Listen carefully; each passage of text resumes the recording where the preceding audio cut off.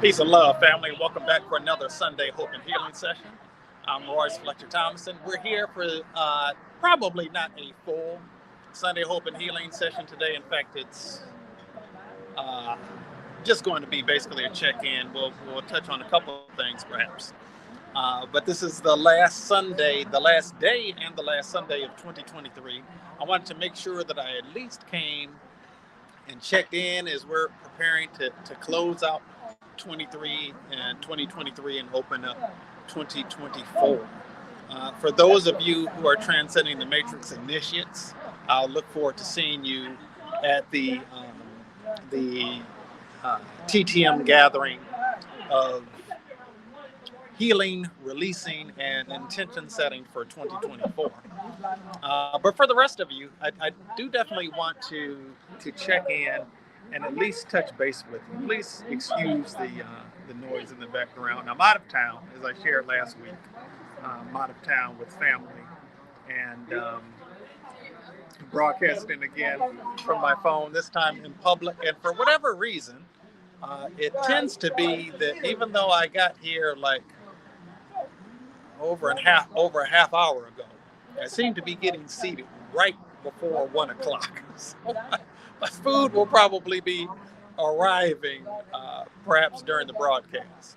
However, I do want to touch on something real quickly as we prepare to close out 2023 and move into 2024. And essentially what that is after experiencing New Year 50-something times on this planet, one of the things that I've just kind of observed in doing this work that I do, one of the things I've kind of observed over time is that at the close of one year and the beginning of a new year, people, are always saying, I hope that next year, whatever that year is, turns out to be better than this past year. This past year, like all kind of crap happened and all of these difficulties came my way and there was struggles that I faced, and I'm just ready for this year to be over. And what I want to kind of touch on is, I've noticed that that's a pattern amongst human beings, that we get ready to move from one in our mind, from one cycle into another, and we have hopes of things being different. And we're kind of a lot of times taking the hopes of things being different in the context of the pain of what we didn't like. And we're kind of focused a lot of times on what it is that we didn't like from the year that we're closing out. And we kind of, in a negative mindset, just want to get rid of what the pain is, what the discomfort is, what the stuff is that isn't working out right. What I want to encourage you to do, and like I said before, greetings, Curly Conscious King. Good to see you here as always. And what I kind of want to focus on today, we're not having a full-on session today. I do want to give you something that you can do respective to your own healing and respective to your own journey that you can take with you. As you're closing out 2023, something that I want to invite you to do is to allow yourself to get present to the things that you're not necessarily feeling so great about, the things that didn't work out the way that you wanted to, and whatever stuff that brings up for you. Allow yourself to just sit with it for a moment. But don't wallow there. Don't wallow there, but sit with it. Be present to it. Allow yourself to get in touch with whatever disappointments you might have felt for the year, whatever pain you might have experienced during the year that might still be lingering, maybe stuff that you didn't allow yourself to feel that was nonetheless there, that you might have tried to deny the presence of it. The key is using positive denial rather than negative denial. Negative denial is denying that you're impacted in such and such a way by whatever that thing is that happened. That is kind of disempowering because it detaches you from what it is that you're actually feeling it detaches you from an aspect of yourself, and it doesn't give you full range of your experience as a human being. However, positive denial is, this is what happens. This is how I'm feeling about it right now, but this isn't the end of the story. I'm not going to, although this is what happened, this is what I'm feeling, it sucked, I don't like how it is that I'm feeling. I'm not going to let this serve as a permanent prison for me. I'm going to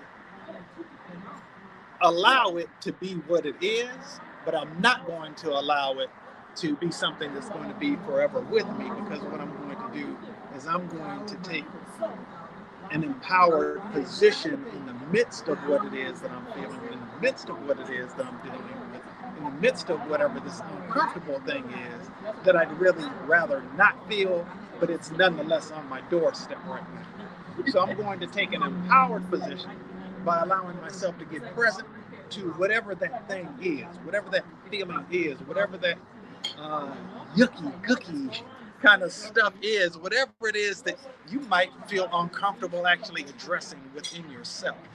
Get present to that, the anxiety, the nervousness, the uncertainty, the pain, the sadness, whatever that is. Allow yourself to feel that to the full. Allow yourself to feel that to the full, and then invite love into the space where you're feeling that thing, whatever it is. Now, I believe that all sickness, all dis-ease, anything that is going on within our experience, within our life experience, that is not in alignment with God's perfect will for our lives, that those things are a darkness, if you will. And the darkness isn't something that needs to be cursed. It isn't something that we need to be upset with. The darkness itself is merely the absence of light. There is no darkness that can't be properly dealt with by bringing in the right amount of light, or bringing light into the right spaces. And so we might have had some moments of darkness in 2023.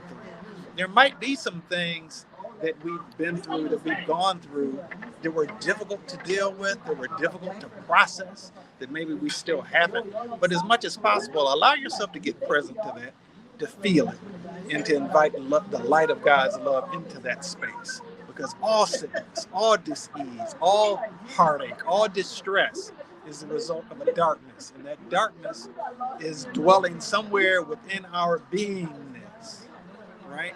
Not something that we need to chase away, but it's merely an area where we've not fully welcomed in the light of God's love. When we welcome the light into the space where the darkness was, the light prevails, the light replaces the darkness, and healing ends up taking place as a result, as a manifestation of that. And so that's what I want to kind of leave you with today. Like I said, we're just on briefly today. I see that my food is arriving. Thank you. So I'm going to go ahead and get into this. And for those of you who are Transcending the Matrix initiates, I look forward to seeing you, excuse me, this evening, well, depending on your time zone, at 5 p.m. Eastern, 4 p.m. Central, 3 p.m. Rocky Mountain Time. 4 p.m. Central, 3 p.m.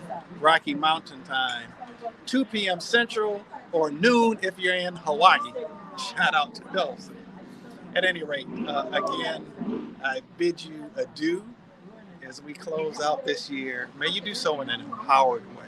May you do so in a way that acknowledges whatever's going on inside of you that you didn't resolve in 2023.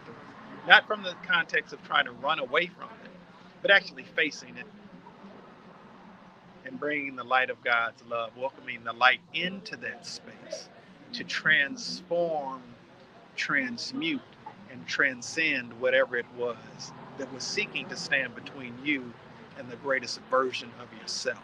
All right? So with that said, I, as always, send you forth with peace and love, and I look forward to seeing you in 2024.